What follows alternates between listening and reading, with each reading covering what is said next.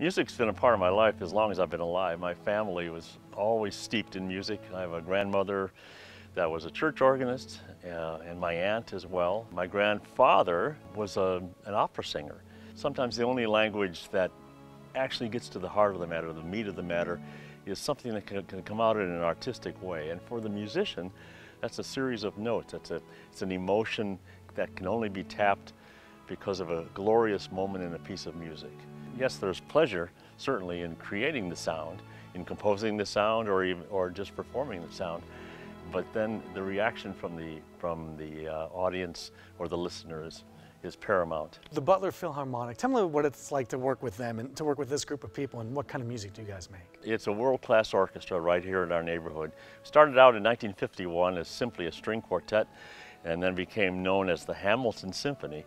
Somewhere during the 60s and 70s, the word Fairfield became a part of it, so we were the Hamilton Fairfield Symphony Orchestra. Over the last year or so, we've been actively seeking out a new identity for ourselves. So the idea of a Butler Philharmonic, which means lovers of sound, Butler Philharmonic became our new moniker. You're going along, life is great, you're having so much fun, and then you're sideswiped by a cancer diagnosis. Yes. What was that like for you in that moment to receive that diagnosis, and how did you deal with that? Well, it was tough. I've had several bouts with different disease structures, if you will, over the last heart disease and other things that have happened to me. I had cancer 25 years ago, so it was like an old friend visiting, unwanted friend, but I was diagnosed finally in January with this, what's called maxillofacial cancer. And as a result, this is a plastic prosthesis. I have no upper jaw. I'll get a permanent one in August that I'll keep the rest of my life. But there's nothing inside above the left side of my cheek. So I went through surgery, certainly for that, and then they put me through a series of radiation and proton therapy treatments simultaneous with chemotherapy, and I'm still feeling the effects of that.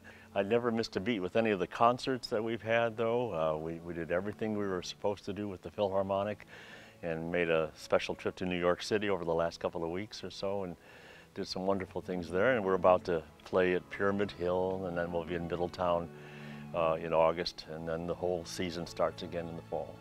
Carnegie Hall, what was that like to stand inside that building? Is that an emotional moment for you, Oh just my to walk gosh. in those doors? The place was just kind of dripping with history. So the most powerful moment was just before entering the stage itself.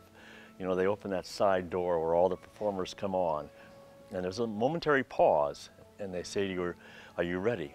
And yes, and that's a very poignant question for them to ask. Are you ready? It's not just are you ready to go out there on stage, but are you ready for this? And what is this?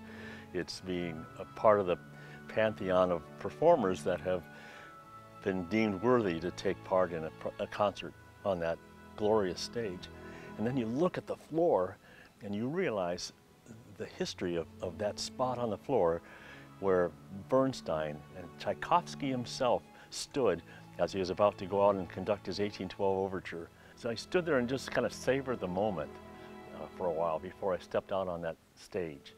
At the very end, I go through my usual asking people to stand and take a bow, and then it was my turn.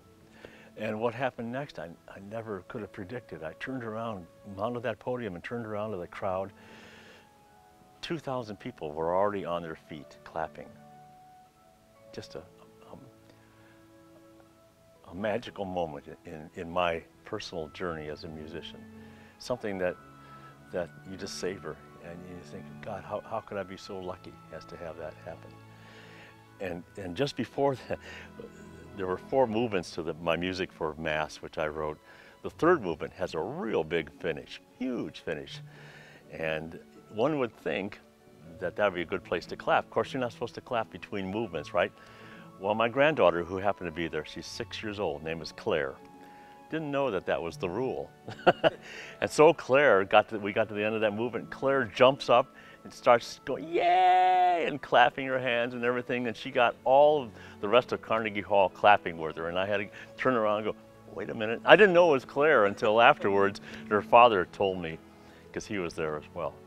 Well, I've said many times, I mean, you know, conducting your own music on the stage of Carnegie Hall after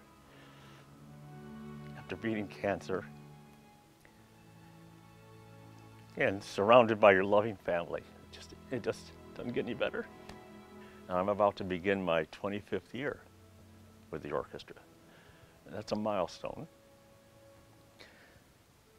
And I think what I want to do is be remembered for having believed enough in the area and in the town and in Butler County to stay here and help it grow. And I think I've done that.